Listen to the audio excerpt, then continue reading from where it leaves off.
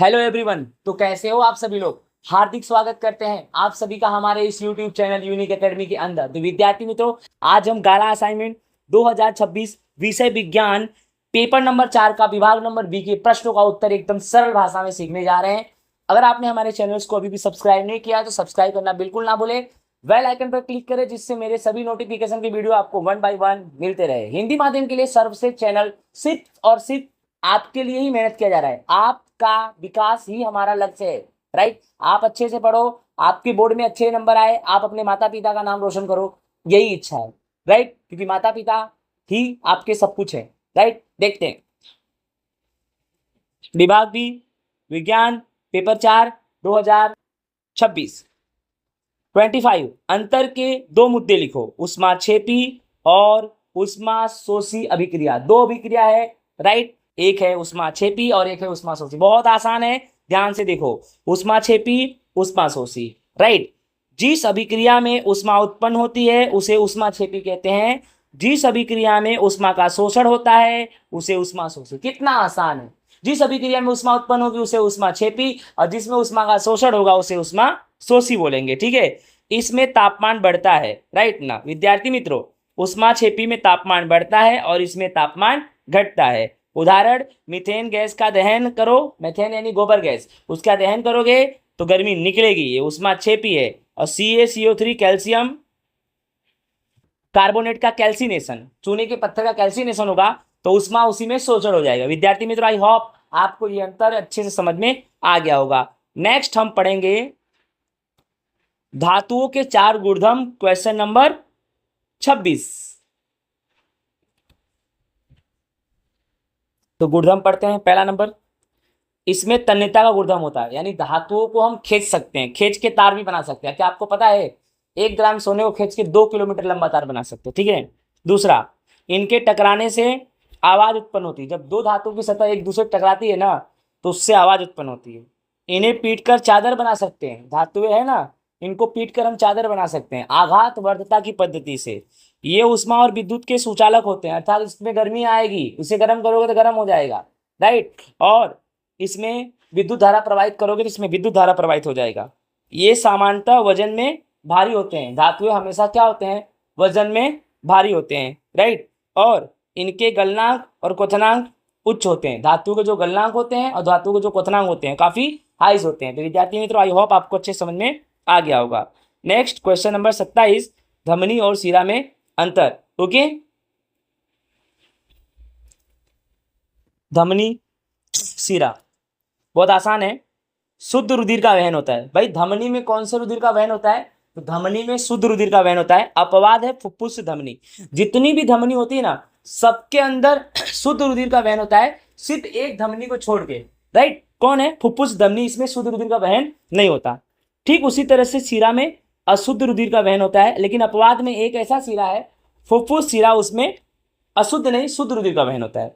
धमनी की दीवार मोटी होती है और शिरा की दीवार पतली होती है। रक्त प्रवाह उच्च होता है। धमनी में रक्त प्रवाह कैसा होता है, उच्च होता है। और शिरा में रक्त प्रवाह कैसा होता है, निम्न होता है। विद्यार्थी मित्रों, आई होप आपको समझ में आ गया होगा। नेक्स्ट क्वेश्चन नंबर 28, द्विभाजन या बहुभाजन से किस तरह भिन्न है। तो द्विभाजन यानी द्विखंडन होता है। अब द्विखंडन, बहुभाजन का मतलब होता है बहुखंडन, याद रखना इसका मतलब होता है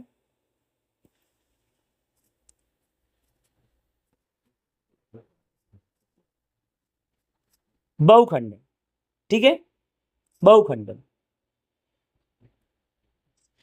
तो द्विखंडन बहुखंडन से कैसे अलग है, एकदम आसान है। द्विखंडन और बहुखंडन के बारे में जान जाओ तो आप समझ जाओगे कैसे अलग है। द्विखंडन में इस विधि में एक सजीव की कोशिका दो भागों में विभाजित हो जाती है, याद है ना। इस में देखा जाए तो इस विधि में एक सजीव होगा वो टूट के दो भागों में बटेगा, जैसे कि अमीबा।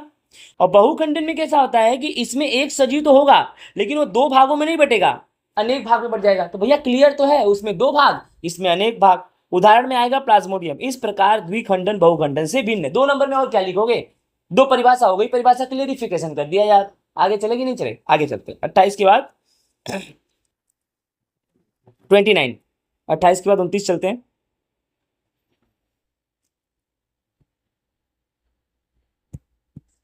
शुक्रपिंड और अंडपिंड में अंतर। क्वेश्चन नंबर 29 है, शुक्रपिंड और अंडपिंड में अंतर। तो ये रहा शुक्रपिंड और ये रहा अंडपिंड। शुक्रपिंड क्या है? यह पुरुषों में पाया जाता है। शुक्रपिंड कहाँ पाया जाता है? पुरुषों में। और अंडपिंड किस में पाया जाता है? अंडपिंड स्त्रियों में पाया जाता है। कहाँ पाया जाता है? स्त्रियों में। यह क्रिया वृषण में होती है, यानी पुरुषों में यह क्रिया वृषण में होती है और यह क्रिया अंडाशय में होती है। कहाँ होती है? अंडाशय में। फिर इस क्रिया में शुक्राणु का निर्माण होता है, राइट ना? समझ में आ रहा है? शुक्रपिंड में किसका निर्माण होता है? शुक्राणु का। और इस क्रिया में अंडाणु का निर्माण होता है, राइट? अंडपिंड में किसका निर्माण होगा? अंडाणु का। आई होप विद्यार्थी मित्रों अच्छे से आपको 29 भी समझ में आ गया होगा। चलो आगे चलते हैं क्वेश्चन नंबर 30 पे। नेक्स्ट क्वेश्चन नंबर 30 पढ़ते हैं। आकृति में श्वेत प्रकाश का किरणपुंज एक त्रिभुजाकार कांच के प्रिज्म पर आपतित किया जाता है। उसके बाद प्रिज्म के सामने रखे गए पर्दे पर XY वर्णपट की आकृति, राइट? ये आपकी आकृति है, आप इसको ध्यान से देख सकते हो। यहाँ पर श्वेत प्रकाश आपतित करते हैं, राइट? ये दोनों जो किरणें हैं परावर्तित हो रही हैं। तो सबसे पहला क्वेश्चन है कि उपरोक्त बनने वाली घटना का नाम लिखो। तो उपरोक्त बनने वाली घटना का नाम है प्रकाश का विभाजन। ये आपको अच्छे से मालूम है, ये घटना कौन सी है? प्रकाश का विभाजन। दूसरा क्वेश्चन है XY वर्णपट पर X और Y बिंदु के आगे प्रकाश का रंग का नाम बताओ। X और Y बिंदु के आगे, यानी ये रहा X, ये रहा Y, तो इसके आगे वाला रंग का नाम क्या होगा? तो लाल रंग होगा। कौन होगा भैया? लाल रंग। विद्यार्थी मित्रों आई होप आपको समझ में आ गया होगा, अच्छे से समझ में आ गया होगा। क्वेश्चन नंबर ये हमारा 30 था, उसका आंसर मैंने आपको अच्छे से बता दिया। Next question number 31। विद्युत बल्ब के फिलामेंट को बनाने के लिए एकमात्र टंगस्टन का उपयोग किया जाता है, क्यों? राइट? विद्युत बल्ब के फिलामेंट को बनाने के लिए एकमात्र टंगस्टन का उपयोग क्यों किया जाता है? क्योंकि टंगस्टन का गलनांक और प्रतिरोध बहुत अधिक होता है, मतलब आसानी से गलेगा नहीं। कितनी भी इलेक्ट्रिसिटी फ्लॉप प्लस हो जाएगी ना, बट पिघलने वाला नहीं है। अधिक प्रतिरोध के कारण यह ऊष्मा का अधिक मात्रा में उत्पादन करता है। यानी सिंपल सी बात है, ये भी बोल सकते हैं कि कितना भी गर्मी ले इसे कुछ असर नहीं होने वाला है। और प्लस ज़्यादा गर्मी अगर लेता है ना, तो इसी हिसाब से ये ज़्यादा से ज़्यादा ऊष्मा को उत्पन्न करता है, जिसके कारण इसका तंतु जो है ना चमकने लगता है। विद्युत बल्ब में जो फिलामेंट होता है ना, फिलामेंट में जो तंतु है ना, इतना ज़्यादा चमकेगा, इतनी गर्मी उसके अंदर है ना, चमकने लगेगा। इसीलिए विद्युत बल्ब फिलामेंट को बनाने के लिए एकमात्र टंगस्टन का उपयोग किया जाता है। यानी विद्युत बल्ब में जो फिलामेंट का काम क्या है? फिलामेंट का काम है रोशनी देना। अब रोशनी कौन दे सकता है? जिसके पास रोशनी हो, जिसके पास पावर हो, जिसके पास तापमान सहने की शक्ति हो। तो वो फिलामेंट के अंदर है, बट फिलामेंट किससे बनेगा? उसके अंदर तंतु वाला भाग किससे बनेगा? जो चमकता है, तो किससे बनेगा? टंगस्टन से बनेगा। आई होप विद्यार्थी मित्रों समझ में आ गया होगा। 32। हमारे घर में उपयोग होता है बिजली का बल्ब 100 वाट और फ्रिज 400 वाट पावर रेटिंग दर्शाता है। जब ये उपकरण 10 घंटा प्रतिदिन चलाया जाता है तो ₹8 प्रति किलोवाट आवर की दर से 10 दिन चलाने के लिए कुल कितना ऊर्जा खर्च होगा? ध्यान समझना। पहले तो हम हल करेंगे कुल पावर। कुल पावर में ये 100 वाट है, ये 400 वाट है। तो 100 वाट 400 वाट कितना वाट हो गया? 500 वाट। फिर कुल समय चाहिए। कुल समय कैसे? 10 घंटा प्रतिदिन, वो भी कितने दिन तक? 10 दिन। तो 10 गुणे 10 यानी 100 घंटे, ठीक है। अब कुल विद्युत ऊर्जा कैसे निकालेंगे? तो कुल विद्युत ऊर्जा का सूत्र है P गुणे T। तो तुम्हारा P कुल पावर कितना है? 500 गुणे T समय कितना है? 100। तो 500 गुणे 100 यानी 50,000 वाट आवर। ये किलो वाट आवर नहीं है, ये 50,000 वाट आवर है, ठीक है। अब किलो वाट आवर में 50,000 को कन्वर्ट करने के लिए 50,000 को 10,000 से भाग देना पड़ेगा। सॉरी, 50,000 को 1,000 से भाग देना पड़ेगा, ठीक है। कितने से भाग देना पड़ेगा? 50,000 को 1,000 से भाग देना पड़ेगा। तो 50 किलोवाट आएगा। कैसे आएगा आपको मालूम है? ये 1 2 3 1 2 3 कट जाएगा तो 50 किलोवाट आएगा। कितना आएगा? 50 किलोवाट आवर, ठीक है। अब रुपया 8 प्रति किलोवाट आवर है, तो 1 किलोवाट आवर में 8 रुपया। तो 50 किलोवाट आवर में कैसे? तो 50 किलोवाट आवर में 8 का गुणा करेंगे तो 50 गुणे 8 यानी 400 रुपये तुम्हारा विद्यार्थी मित्रों आएगा आंसर। तो विद्यार्थी मित्रों सवाल आपको अच्छे से समझ में आ गया होगा, ठीक है। चलो आगे चलते हैं। 33। अंतर एसी धारा और डीसी धारा में क्या लिखना है? अंतर लिखना है, ठीक है। AC DC. एसी क्या है? समय के साथ साथ दिशा बदलता है। एसी में समय के साथ साथ दिशा बदलेगा और डीसी में समय के साथ साथ दिशा नहीं बदलेगा। एसी इसका उत्पादन क्या है? सस्ता है। डीसी इसका उत्पादन क्या है? महंगा है। एसी जनरेटर से मिलने वाली ऊर्जा एसी की है और डीसी में बैटरी से मिलने वाली ऊर्जा किसकी है? डीसी। याद रखना, जनरेटर से मिलने वाली ऊर्जा एसी की है और बैटरी से मिलने वाली ऊर्जा डीसी की है। नेक्स्ट 34। पोषक स्तर अर्थात क्या? एक आहार श्रृंखला का उदाहरण देकर अलग अलग पोषक स्तर समझाओ। तो पोषक स्तर क्या होता है? तो आहार श्रृंखला में प्रत्येक सजीव अपने भोजन के लिए दूसरे सजीव पर प्रत्यक्ष अथवा परोक्ष रूप से निर्भर रहता है। ऐसे स्तर को पोषक स्तर बोलते हैं। समझ में आया ना? पोषक स्तर किसे बोलेंगे? आहार श्रृंखला में देखा जाए तो एक सजीव भोजन के लिए दूसरे सजीव पर प्रत्यक्ष अथवा परोक्ष रूप से निर्भर रहता है, उसे हम पोषक स्तर बोलेंगे। जैसे उदाहरण में हुआ घास, घास को कौन खाएगा? टिड्डा, टिड्डे को मेढक, मेढक को सांप, सांप को गरुड़। तो ये तुम्हारा जो स्तर बना ना, ये पोषक स्तर है।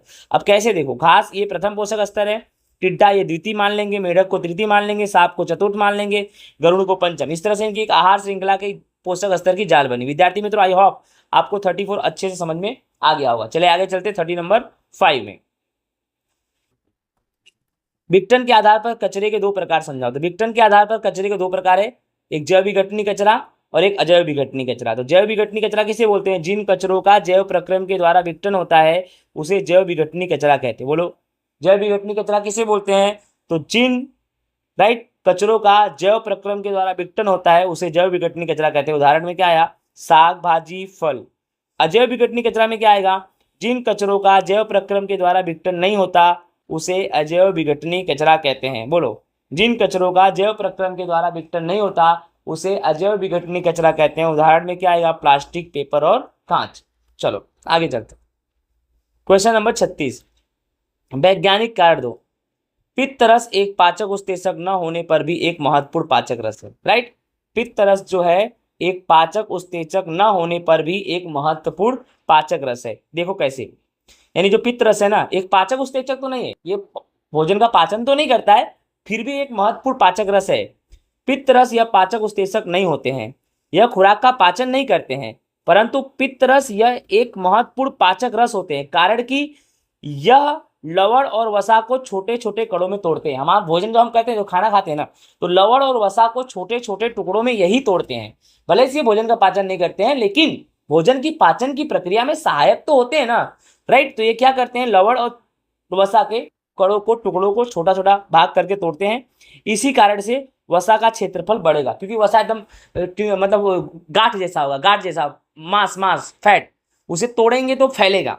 ठीक है, जिसके कारण लाइपेज एंजाइम्स आसानी से कार्य करेगा। ये लाइपेज एंजाइम क्या करता है? पाचक उत्सेचक है, ये हमारे खाने को पचाने में सहायता करता है। लेकिन वसा मतलब जैसे कोई मांस वांस, जैसे कि मुर्गा वर्गा, मांस वांस, मछली वछली होता है, ऐसी चीजों को आप खाओगे तो वसा कितना पावरफुल होगा। पर उस वसा को सबसे पहले ये पित्तरस क्या करता है? तो टुकड़े टुकड़े में तोड़ देता है, जिससे वह फैल जाएगा, जिससे लाइपेज आसानी से काम करे। और ये ना तोड़े ना, तो लाइपेज अपना काम आसानी से नहीं कर सकता और शायद खुराक का पाचन भी ना हो। पित्तरस भोजन का पाचन तो नहीं करता, परंतु भोजन पाचन के लिए एक महत्वपूर्ण भूमिका तो अदा करता है, इसीलिए यह एक महत्वपूर्ण पाचक रस है। विद्यार्थी मित्रों, आई होप आपको क्वेश्चन नंबर 36 अच्छी से समझ में आ गया होगा। चलो आगे चलते हैं, क्वेश्चन नंबर 37, लास्ट क्वेश्चन। ठीक है, दाहिने हाथ के अंगूठे का नियम आकृति के साथ समझाओ। ये आपको दिखाई दे रहा है, ये दाहिने हाथ के अंगूठे का नियम है। ये अंगूठा दिख रहा है, ये विद्युत धारा की दिशा दर्शा रहा है, और जो जितनी भी अंगुलियां हैं ये चुंबकीय क्षेत्र की दिशा दर्शा रही है। बस इसी को लिख देने का। इस नियम के अंतर्गत अपने दाएं हाथ को इस तरफ फैलाएं। कौन सा हाथ भैया? दायां हाथ।